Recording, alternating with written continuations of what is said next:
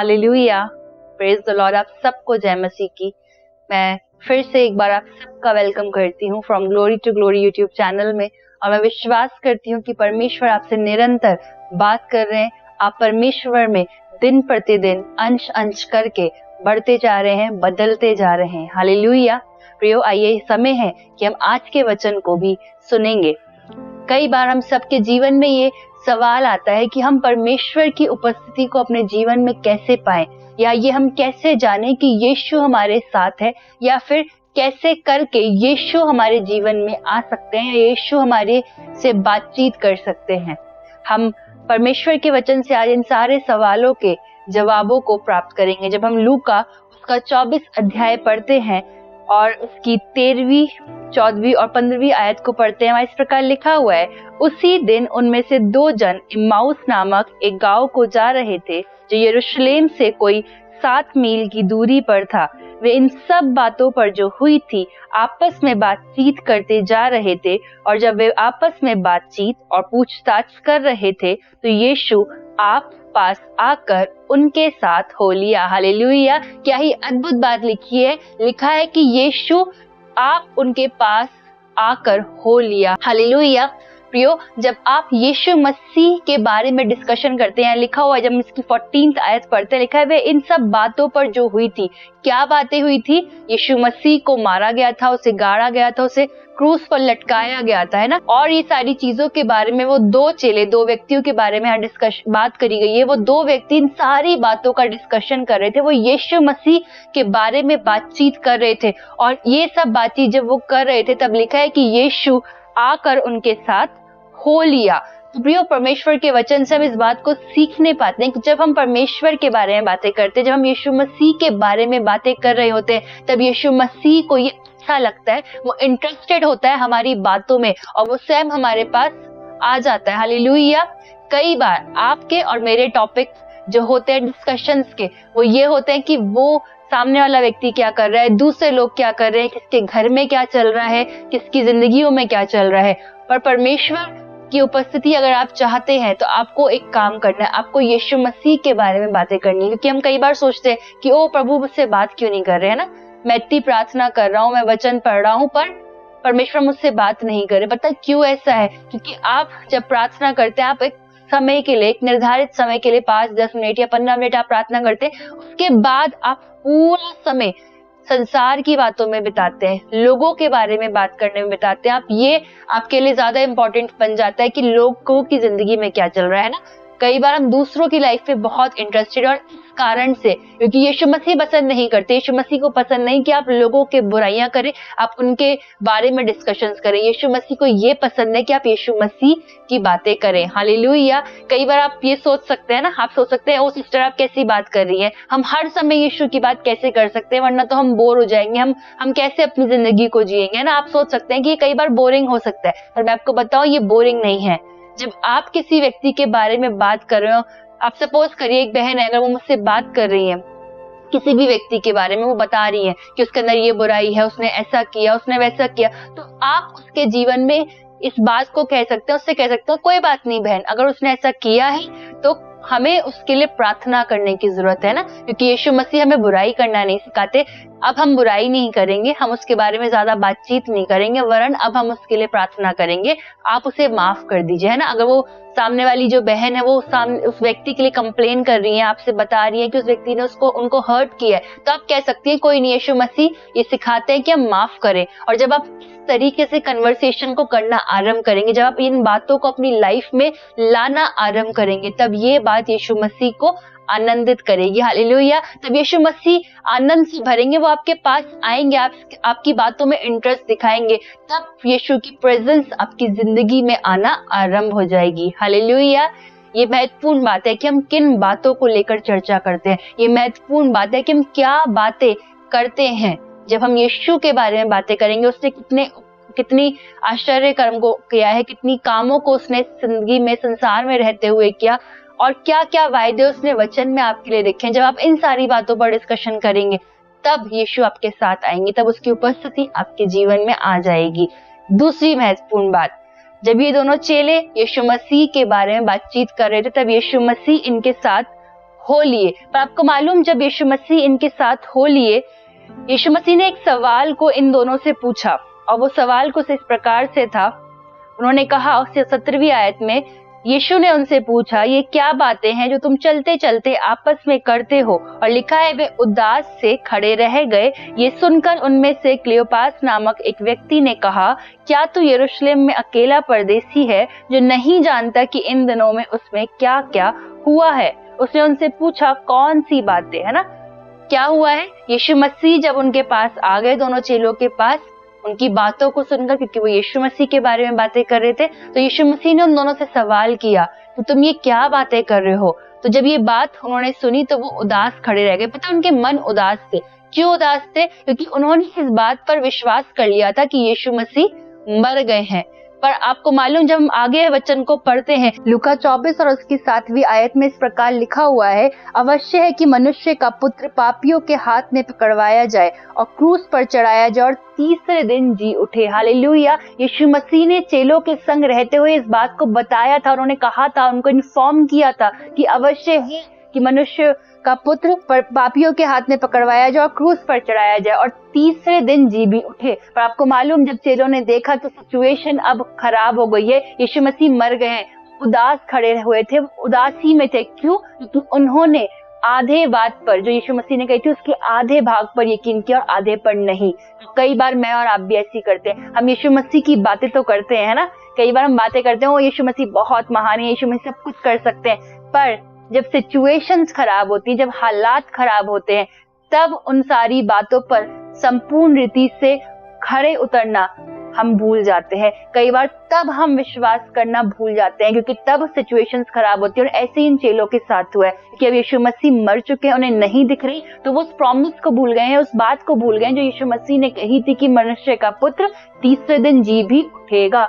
कई बार आप और मैं आज यही कर रहे हैं, हम यीशु मसीह की बातें कर रहे हैं, हम कई प्रचारों को भी सुन रहे हैं, कई बार वचन को पढ़ रहे हैं, पर पता है कमी कहाँ पाई जा रही है? हमारे विश्वास में कमी पाई जा रही है कि हम वचन को संपूर्ण रीति से नहीं पढ़ते। हम हर एक बात पर जो वचन में लिखी है उस पर विश्वास नहीं करते। हम अपने हालातों को देखकर, अपनी परिस्थितियों को देखकर उन वचनों को, उन वायदों को भूल जाते हैं यीशु मसीह ने जो हमसे किए। क्योंकि कई बार हमारी परिस्थितियां हम पर इतनी हावी हो जाती हैं कि हम अपनी परिस्थितियों के अकॉर्डिंग रिएक्ट करते हैं, पर हम वैसे रिएक्ट नहीं करते जैसा वचन हमारे लिए कह रहा होता है। हम भूल जाते हैं कि वचन में तो कुछ और अद्भुत बातें हमारे लिए लिखी गई हैं। जैसे ये चेले भूल गए थे कि यीशु मसीह ने ये भी कहा है कि वो तीसरे दिन जी भी उठेगा। आपको मालूम अद्भुत बात क्या हुई है? यीशु मसीह ने उन दोनों चेलों को डांटा। जब हम इसकी 24th और 25th वर्स पढ़ते हैं, लिखा है, तब हमारे साथियों में से कई एक कब्र पर गए और जैसा स्त्रियों ने कहा था वैसा ही पाया, परंतु उसको ना देखा। ये यीशु मसीह के चेले कह रहे हैं। तब यीशु मसीह ने उन दोनों चेलों से कहा, तब उसने उनसे कहा, हे निर्बुद्धियों और भविष्यवक्ताओं की सब बातों पर विश्वास करने में मंद मदियो, क्या अवश्य ना था कि मसीह ये दुख उठाकर अपनी महिमा में प्रवेश करे? हालेलुया। तब यीशु मसीह ने उनकी डांट लगाई। आपको मालूम, जब हम ऐसे परिस्थितियों से गुजर रहे होते हैं जहाँ यीशु मसीह पर विश्वास करना मुश्किल होता है, जब हम चीजों का सामना कर रहे होते हैं, बैड सिचुएशंस का सामना कर रहे होते हैं, बुरे हालातों का सामना कर रहे होते हैं, तब यीशु मसीह कई बार हमारी डांट लगाते हैं ना। कई बार प्रचारकों के द्वारा, कई बार ऐसे लोगों के द्वारा जो आपके करीब होते हैं। प्रभु यीशु मसीह उनके द्वारा आपकी डांट लगाते हैं कि यार तुम्हें विश्वास नहीं है कि यीशु मसीह सब कुछ बदल सकता है। और यीशु मसीह आज आपसे और मुझसे भी यही कह रहे हैं, अगर आप बुरे हालातों से गुजर रहे हैं, अगर आपकी परिस्थितियां आपको यीशु मसीह के वचन पर संपूर्ण रीति से विश्वास करने नहीं दे रही है, तो प्रभु आज आपसे बात कर रहे हैं, विश्वास करें उसकी सारी बातों पर, जो जो उसने आपके लिए वचन में लिखा है, जो जो आपके लिए उसने कहा है, वो सब कुछ पूरा करने की सामर्थ्य रखता है।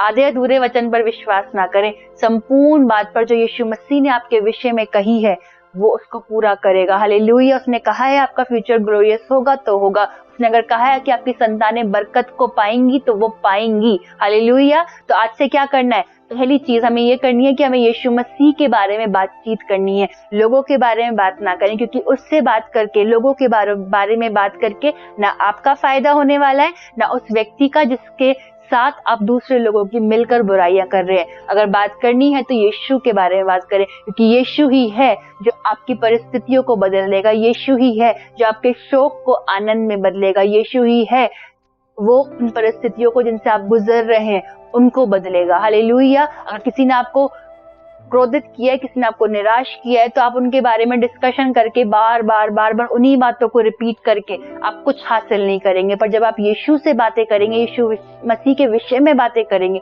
तब यीशु आएगा, है ना, आएगा, देखेगा आपकी परिस्थितियों को, आपसे बातचीत भी करेगा। और ये कितना ही खूबसूरत है ना, यीशु मसीह स्वयं उन दोनों चेलों से बात करने लगे। यीशु मसीह आपसे भी बातें करने लग जाएंगे।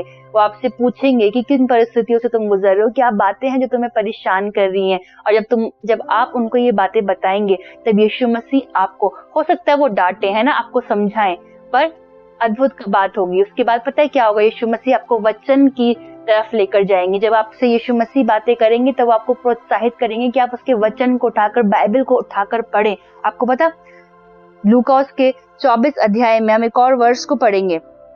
यहाँ लिखा है, जब वह उनके साथ भोजन करने बैठा तो उसने रोटी लेकर धन्यवाद किया और उसे तोड़कर उनको देने लगा। तब उनकी आंखें खुल गई और उन्होंने उसे पहचान लिया। हालेलुया। जब आप यीशु मसीह की बातें करेंगे, तब यीशु आपके साथ आएगा, वो आपको वचन देगा ना। रोटी हमेशा, जब हम वचन में पढ़ते हैं, बाइबल में पढ़ते हैं, तो रोटी हमेशा यीशु मसीह के वचन को दर्शाती है। यीशु मसीह आपको वचन देगा, वो आपको वचन से सिखाएगा कि देख मेरे वचन को पढ़, इसमें तेरे लिए ये वायदे लिखे हैं, ये प्रोमिसेस मैंने तुझसे किए। और जब आप उनको पढ़ेंगे, तब आपके जीवन में बड़े काम होंगे, तब आप आनंद से बढ़ जाएंगे, तब आप शक्ति से बढ़ जाएंगे, तब आप जोश से बढ़ जाएंगे, तब आपको आशा फिर से आ जाएगी कि मेरे लिए सब कुछ भला होगा। जब हम इसकी 33 और 34 वर्ष पढ़ते हैं, लिखा है, वे उसी घड़ी उठकर यरूशलेम को लौट गए और उन 11 और उनके साथियों को इकट्ठा पाया।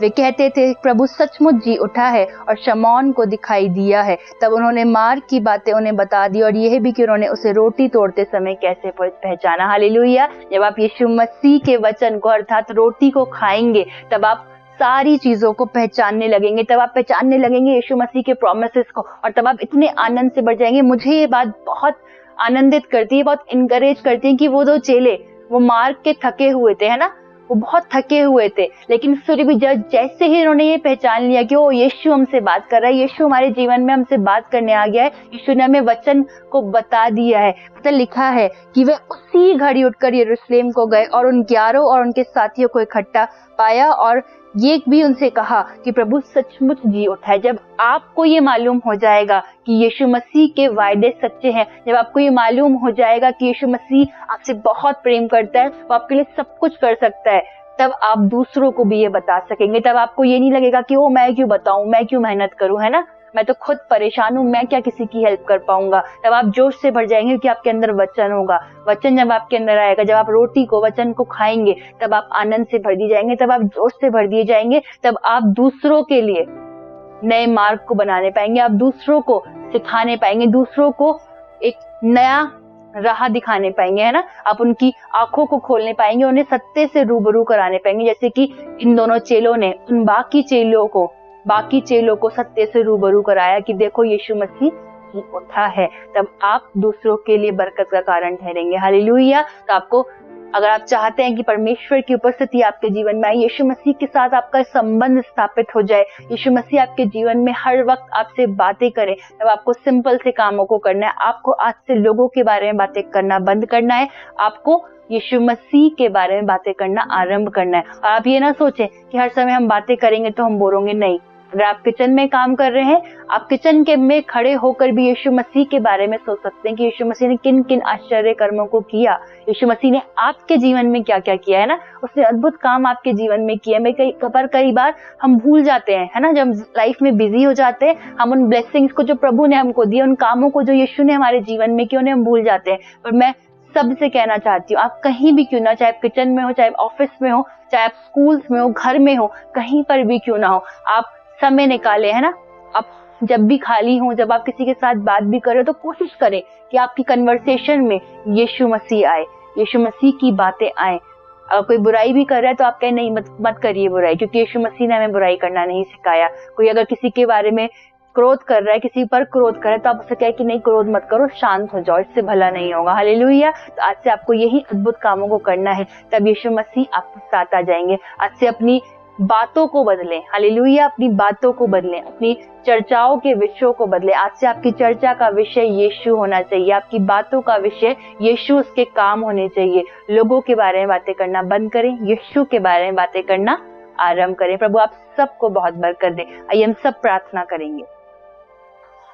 Thank you Jesus, thank you Lord. प्रभु परमेश्वर पिता, हम आपका धन्यवाद करते हैं क्योंकि हम सचमुच जानते हैं पिता, आप जैसा कोई नहीं है प्रभु, आप जैसा प्रेम हमसे कोई नहीं कर सकता है पिता। आपकी दया, आपके अनुग्रह के लिए प्रभु, आपकी कृपा के लिए परमेश्वर हम आपका धन्यवाद करते हैं। हम धन्यवाद करते हैं क्योंकि सचमुच पिता आपने अद्भुत कामों को हमारे जीवनों में किया है और प्रभु आप चाहते हैं कि आपके बच्चे उन कामों का वर्णन करें, उन कामों का बयान करें। प्रभु आपको पसंद आता है जब आपके बच्चे आपके विषय में बातें करते हैं। प्रभु चाहती हूँ कि आज से हर एक वो जन जो आपके इस वचन को सुन रहा है परमेश्वर, वो आज से आपके बारे में बातें करने पाए, आपके कामों को याद करने पाए, आपके वायदों पर ध्यान लगाने पाए, आज से आपके वचन को पढ़ने पाए। परमेश्वर चाहती हूँ कि आज से जब ये आपके वचन को पढ़ना आरंभ करें, आपकी बातों को जानना आरंभ करें परमेश्वर, तो इनके जीवन बदल दिए जाए। प्रभु अद्भुत कामों को आप इन सब के जीवन में करें। परमेश्वर के हाथों में मैं सबको सौंपती हूँ और इस प्रार्थना को प्रभु यीशु मसीह के नाम से मांगती हूँ, आमीन।